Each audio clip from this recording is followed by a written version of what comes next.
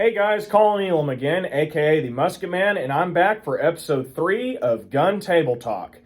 And what I thought would be a great gun to come out and talk about today is the 1851 Navy. So without further ado, thanks for joining me, and let's talk about the 1851 Navy. So, right off the bat with the 1851 Navy, you can tell there's something a little bit different about it. Well, and I'll just let you look. This is a Pietta reproduction of the 1851 Navy. As you can see, all the engravings on the frame, the battle scene on the cylinder, everything like that. So this is the deluxe edition that Pietta offers. Well, I'd always wanted an 1851 Navy in 36. Back many years ago, I had one in 44, but it wasn't the original caliber. I wanted something in the original caliber. So I've had this gun for about a year, and that's what I wanted to do. I wanted to own one. So I usually go on Midway USA and other gun websites. Well, if anybody knows about guns going on right now, about a year ago, you couldn't find almost any cap and ball revolvers online. You had to basically go to a gun show or know somebody to get one.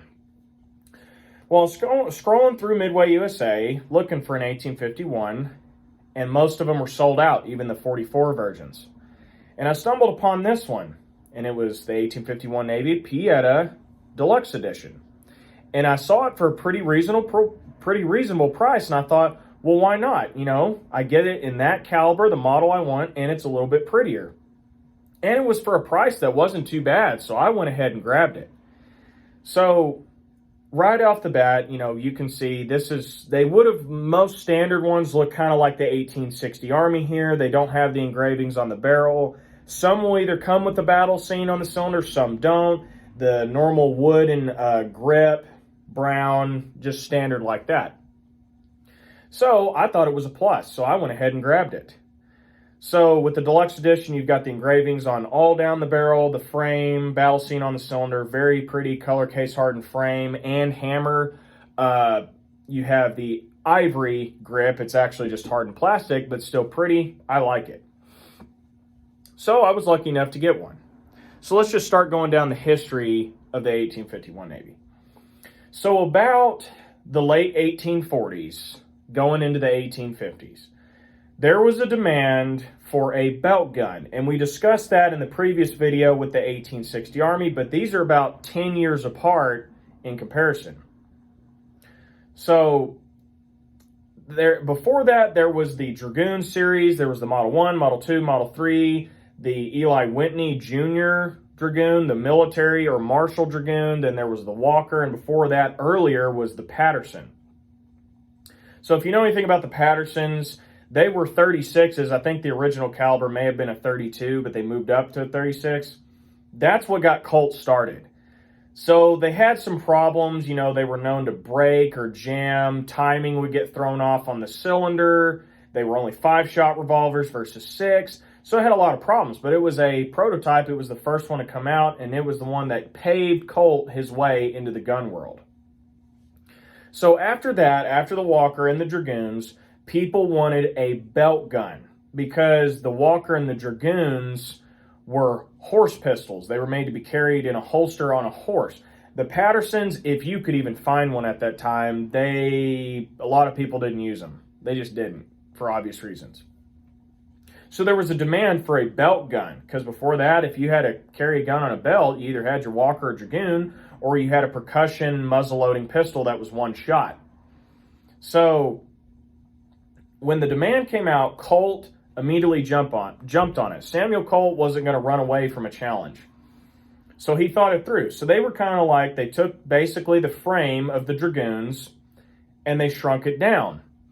He got some of his ideas from the Patterson, copied the caliber, added a loading lever, added a trigger, one that didn't fold up, and a trigger guard, and that's kind of where it came about.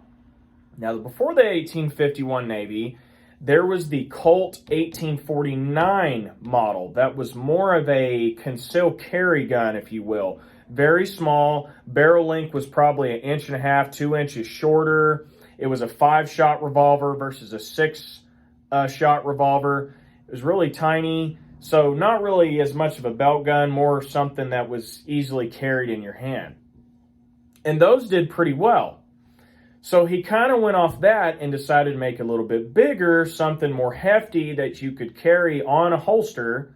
And that's kind of where the 1851 Navy came about. So that's how it was born. It was just an extension of the 1849 pocket. So that's where it kind of blew up and where everything changed. So the early models, and this one doesn't have one, if you look at the trigger guard, it is smooth in the back all the way to the front. The earlier models, like the Dragoons and Walkers, had a flat trigger guard in the back, then it rounded up. So at first, Colt was doing that as a trademark. That way, if anybody saw it, they automatically knew that's a Colt, which that would have been most of the guns probably out in handguns at the time anyway, but that was a signature mark right there.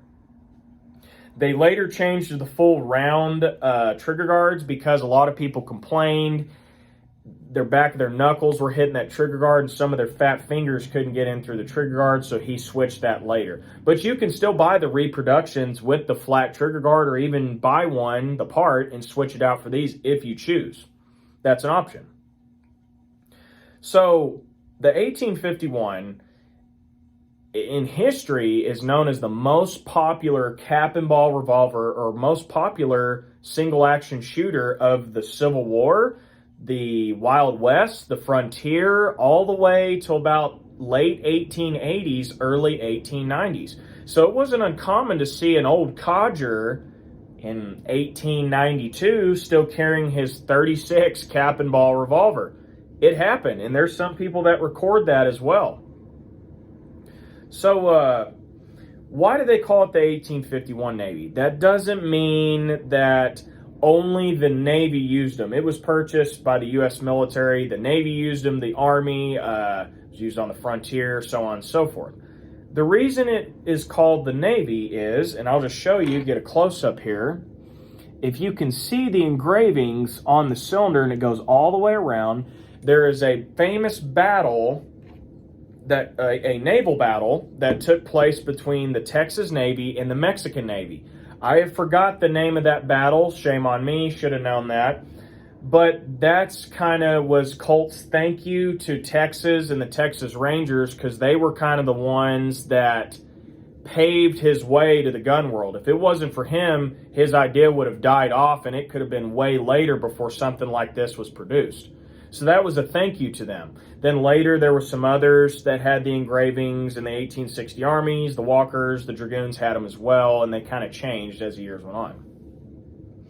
So there you go. So that was really cool, another signature marker by Colt. So that was something to look for. Now you don't have to have these for the guns to work or anything like that. You can have a naked cylinder like my 1860 Army does here, but it's something extra to have on there and it makes it look prettier.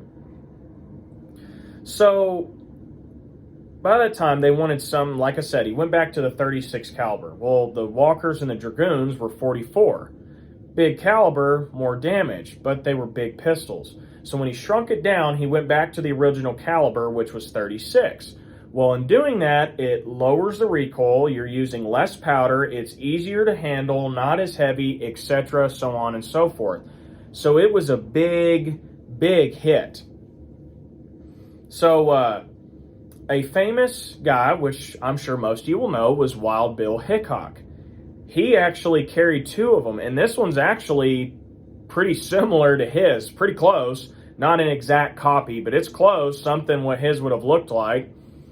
And before I continue, there was actually, early models would have been brass framed.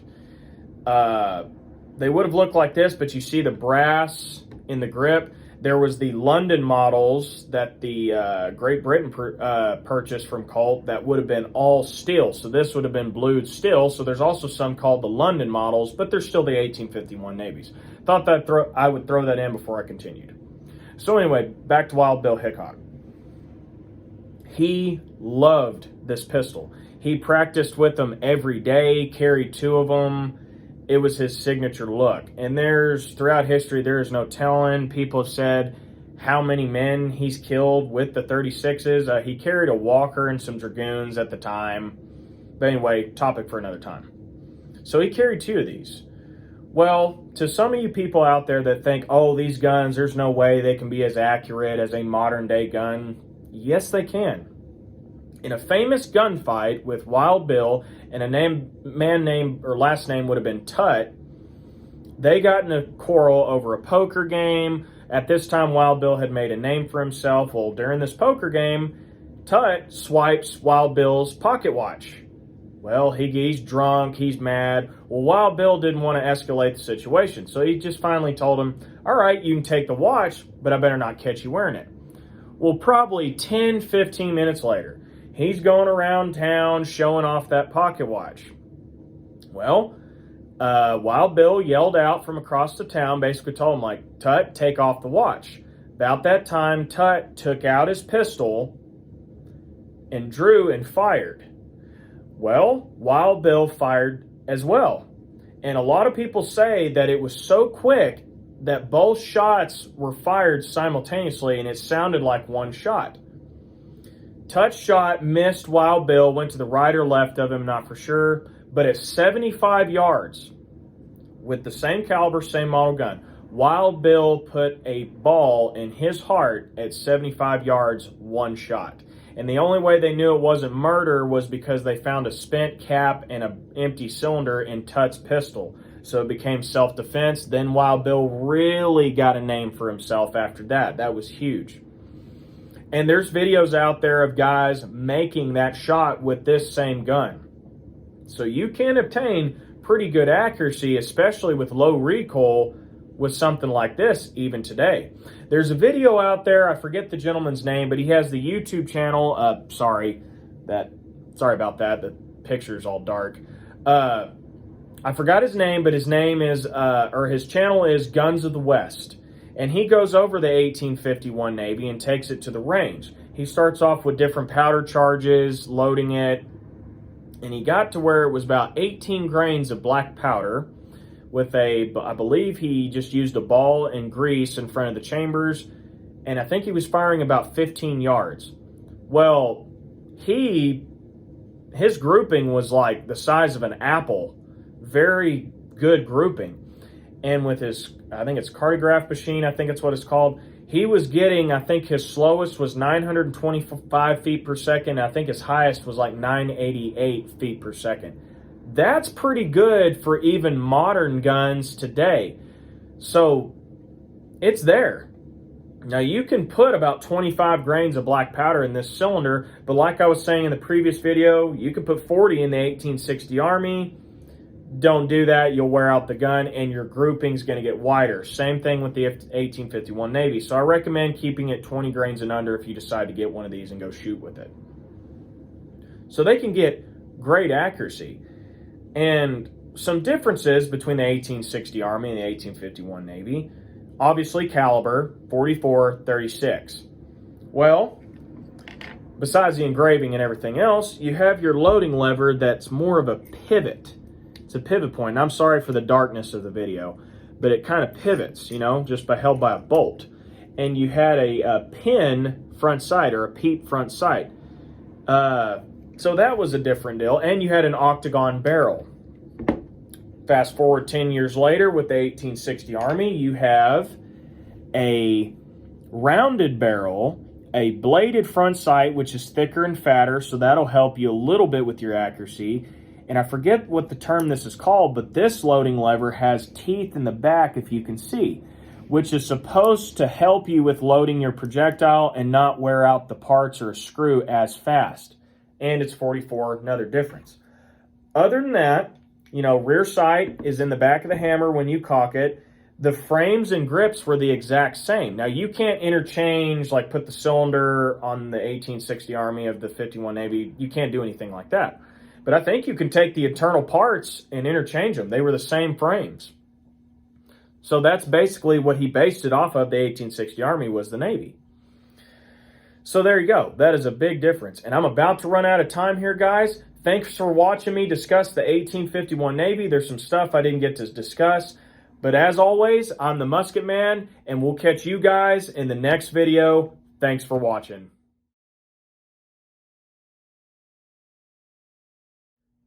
Hey guys, Colin Elam again, aka the Musket Man, and I'm back with not episode 4, but still episode 3 of Gun Table Talk. This will be a part 2 of the 1851 Navy. I ran out of time because Instagram only allows 15 minutes, so I decided to make a part 2 because there's a lot of things I didn't cover.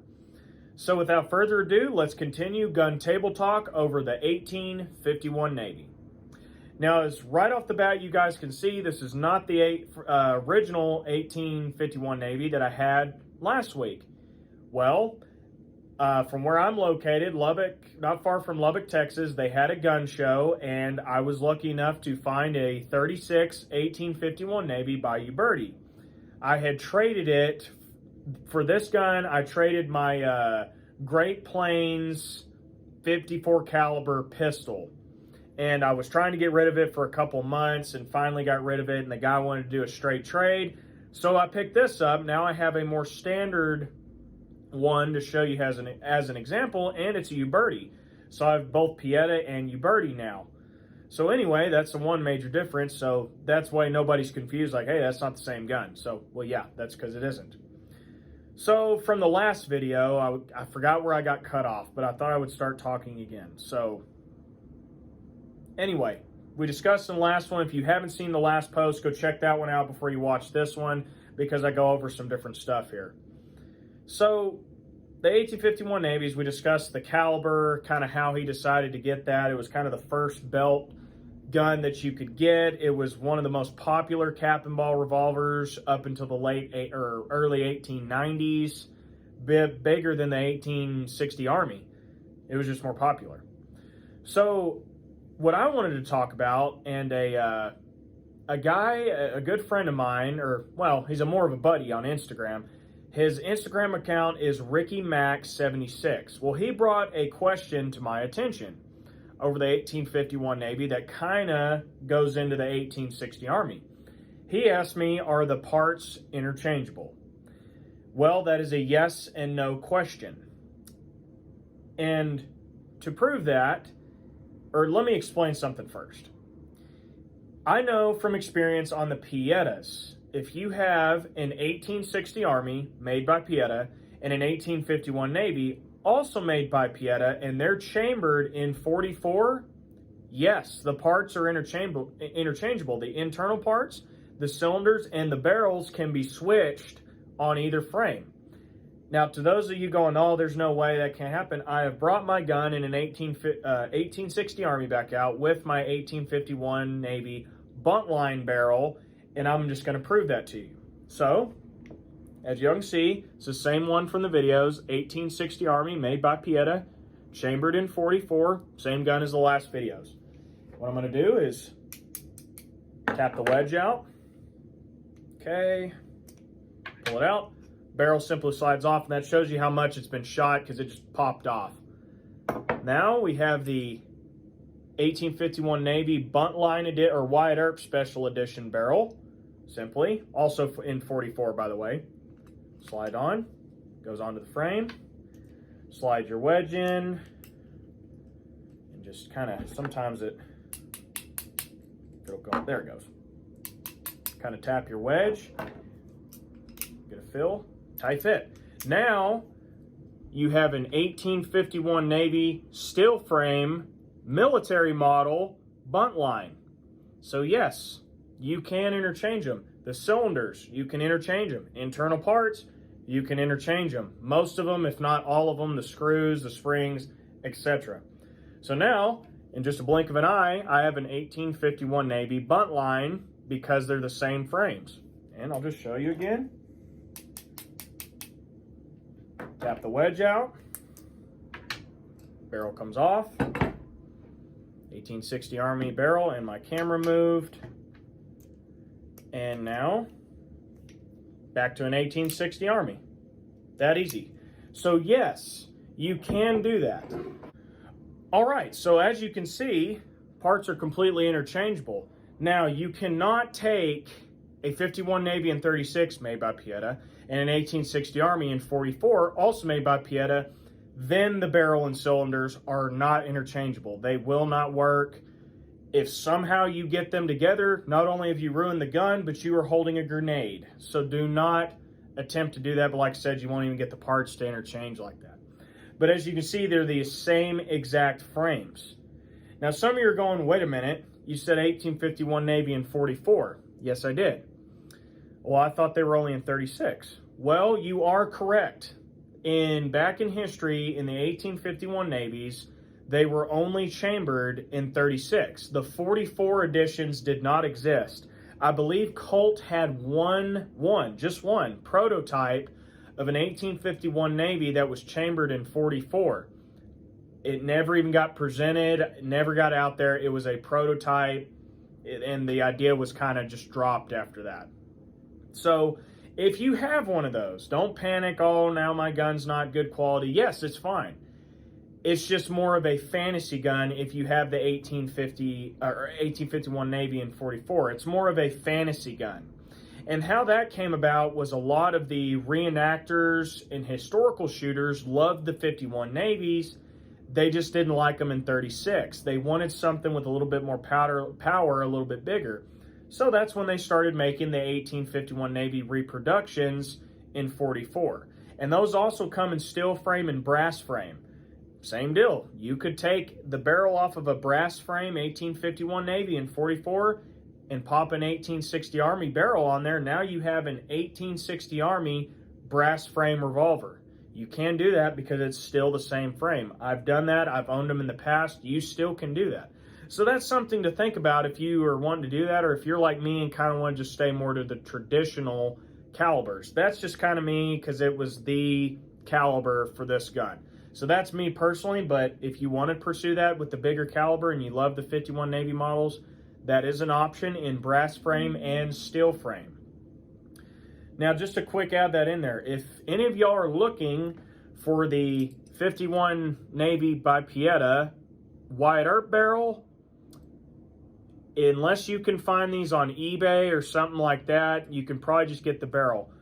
But odds are you're going to have to go to Midway USA or Dixie Gunworks and buy the whole gun. It should be a brass frame gun. That's what I had to do. I put a standard barrel. I took the Wyatt Earp barrel off, put a standard barrel on, and ended up selling it at a gun show because I just wanted the barrel. So now for my 1860 Army, I have best of both worlds. I can have a 51 Navy buntline or an 1860 Army standard. And that's why I want to get a shoulder stock for this. That way I can have a short barrel carbine with the long buntline barrel. So that'll be something to look forward in the future, and hopefully I can get one, but those stocks are hard to find. But anyway, going back to the 1851 Navy. So we've already discussed most of the main key points. I'm glad I actually got a Uberti because there was some things I wanted to talk about. So I'm not bashing any of the brands. I love Pietta and I love Uberti. My first Uberti was actually an 1873 Cattleman. Now I know that's not a cap and ball revolver, but they make great reproduction guns. So my first cap and ball would have been my Walker, which in my last post I posted I just got some slick shot nipples for it because it was having a lot of cap jams and misfires, and hopefully that gets rid of it, but we'll see. This is my technically third Uberti I've ever owned, second in cap and ball revolvers by Uberti. So the difference between the Pietta and the Uberti is the Ubertis are more traditional to the original Colts than they are to the Piettas. The Piettas are not as exact specification to the Colts. The Ubertis are closer. So like I was saying in my videos before, the Colt, which is the gun that says its name, 4 clicks, the Ubertis, most of them, if not all of them, will do that. So let's see if I can get you to hear it. So here we go. Try again. It's kind of hard to hear that first one, but it makes 4 clicks. It's hard to hear that first one, probably just because of my phone. But anyway, you do that, and that's what most of the Colts did. So if you're looking for something that's more traditional to the exact copy, go with the Ubertis. But Piettas are not a bad option. The Ubertis are typically going to be a little bit more expensive than the Piettas, but not dramatically different. Maybe by $100, $150 more expensive. But you're paying for more of what was back in the day. but both are great quality. Both are very reliable, fun to shoot, good reproductions. Another issue on these Ubertis that I've noticed, the main springs on these Ubertis are a little bit weaker than the Piettas. So you're more prone to cap jams or backlash from that hammer coming back as the burning powder is coming out of that escaping nipple, which can cause a cap jam or a misfire. So if that happens, I'll end up getting some slick shot nipples for this gun too, but I need to see how it shoots first. So if you're looking at both brands, just look for that, because they both have a tendency, or the Ubertis do, to have that problem. Piettas, not so much. Typically, their mainsprings are really strong and you really don't have to worry about them that much. So, if you're planning on to get either brand, I recommend both. If you're wanting something that's more a traditional copy, go with the Ubertis. If you don't really care, go with either one of them. Pietta is probably going to have, right out of the box, is going to have better overall performance than the Ubertis, but you can fix that stuff on the Ubertis easily where the performance is just as good, and it's just personal preference at that point. And do you want it in 36 or do you want it in 44? You have both of those options. Do you want it in a brass frame or do you want it in a steel frame? Also options that you can do for yourself. Now, on the 1851 Navies, again, I've kind of been going off on a bunch of random stuff, but it ties into the 1851 Navies that I wanted to talk about, couldn't talk in the last video. So, you can make paper cartridges for these cap and ball guns, even with the 1860 Army, the Walkers, the Dragoons. So don't just think that you have to use loose powder, wads, balls, or bore butter every time. Most people do, but if you want to pursue something further where you don't have to do that, I haven't gotten into that yet, but I'm going to soon. You can make your own combustible paper cartridges that you all load at once, versus having to do it all in different times. So it takes longer, more finicky to carry. You can do that. I've mentioned the guy before. There's a YouTube channel, Guns of the West. Check him out. He actually sells the paper cartridges for the 1860 Army, the Navies, the LeMat, the Walker, the Dragoon. Check him out, and he actually sells those kits. If you want to get something like this and use paper cartridges, that is an option for you. I haven't gotten into that, but I will in the future. Like I said, if you're planning to get one of these, 36 caliber balls, which it would actually be .375, they're not as out there as the .454 round balls. So if you plan to get one in 36, just know you're either going to have to cast your own balls or you're going to have to order them online. So just know that in the future. 44s, odds are you're going to find them in stores a lot more easier because they're more more known, let me put it that way, than the 36s. So that's just something to look for if it's a Navy or an 1861 Army that's in 36. Just know you're probably going to have to order your own balls or cast your own, which I do, so I'm good there. But just know that if you're going to get yourself one. As a starting gun, I actually think the 51 Navy is probably the best starting gun if you're getting into this. Highly recommend it. Second would be the 1860 Army or 1861 Army, either one. But I would probably start out with the 44 first if you're wanting to get in the cap and ball game before you start getting into different calibers and different varieties of guns. So if my recommendation, get an 1851 Navy in 44 or an 1860 Army in 44. That is my professional opinion, but that's up to you. Anyway, guys, I think I'm about to run out of time. It wasn't as much as talking about the 1851 Navy, just things that tied into it and a little bit more extra from the previous episode. Anyway, guys, I'm Colin Elam, aka the Musket Man, and we will catch you guys next week in next week's episode. Thanks for watching, guys.